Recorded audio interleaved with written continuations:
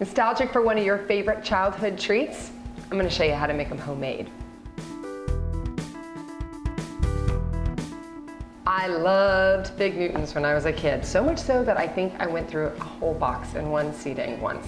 But I'm gonna show you how to make them homemade, because you can make them at home. You don't have to buy them in a package. So to start with them, in a little mini prep food processor, I'm gonna be putting the figs. Now, I just bought these figs at Trader Joe's. They have a teeny little stem on them. You can just pull it right off and put them into hot water and let them sit there 10 minutes.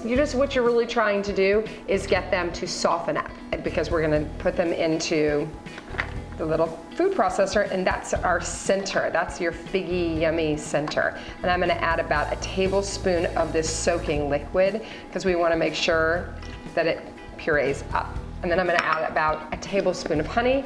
Just adds a little bit more sweetness, kind of gives it a different flavor. Oomph up, but if you've never had a fig, they're delicious. Naturally sweet, just like candy. All right, I'm just gonna puree this up.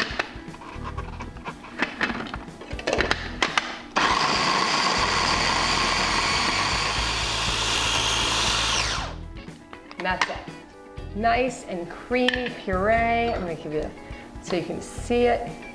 Just pureed up, beautiful. All right, in my KitchenAid standing mixer, I'm gonna use 6 tablespoons of softened butter. I like to use unsalted butter. And I'm just gonna whip this up for about 2 minutes with some white sugar until it's nice and fluffy and creamy.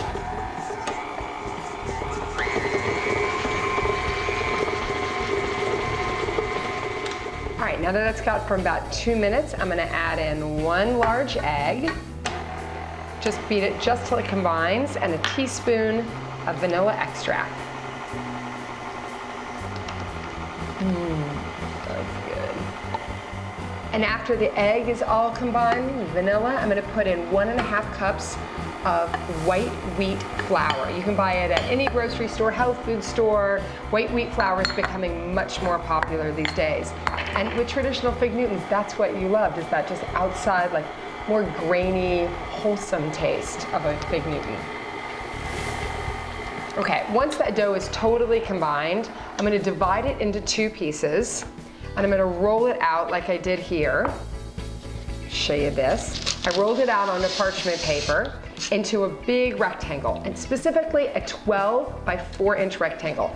Tape measures are your friend in the kitchen. If a recipe has a specific measurement, it's a great way to measure it out perfectly so you know you'll get the right number of cookies. And then what I'm gonna do is use half of this puree, and I'm gonna line it up. This is sort of the trick to making these cookies.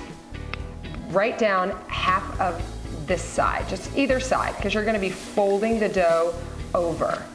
Give it a nice spread, because you want every single cookie to have that yummy figgy taste inside. It just melts in your mouth.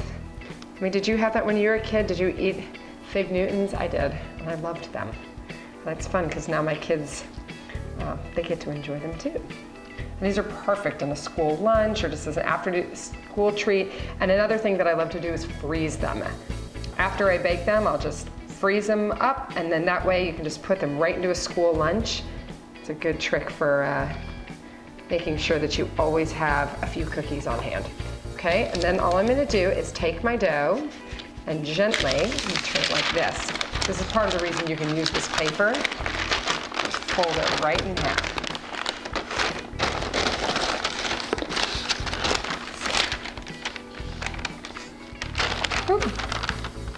Right like that. And then what you're gonna do is just gently press it. And you can use your finger to just seal the edges really easily. You don't need water or anything, just press the edges so that the filling doesn't come out of the cookies. And then we're gonna cut this into 10 equal cookies. And now we're gonna cut it into 10 cookies, just like this. But if you wanted to do more or less, you could. But for me, it makes just about 10 cookies. What we're gonna do is we're gonna put it onto a parchment or silk lined baking sheet. and bake them 350 degrees for about 15 to 20 minutes. Ooh, so good. Figgy Newtons, yummy. How cute are these? I don't know which one to take because they all look so good. I think I just need a little bite. For more fast, fresh, and easy recipes like this and more nostalgic, sweetest, check out Weelicious.com and don't forget to subscribe and leave a comment below. Look at that.